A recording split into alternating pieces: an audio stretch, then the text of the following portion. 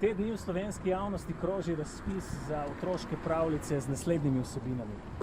Nevarnost multikulturalizma in migracij, tujerodne invazivne vrste in kekec zbrani mejo na kolpi.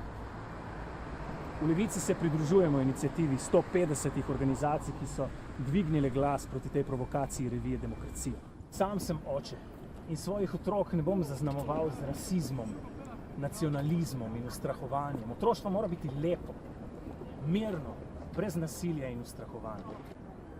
Slovenija ne ogroža 200 beguncev. Slovenijo ogroža neenakost. In pravi junak ne bo tisti, ki bo udrihal po najšibkejših.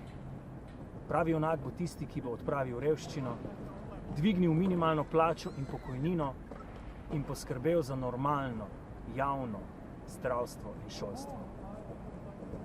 Blaginja za vse, ne le za peščico.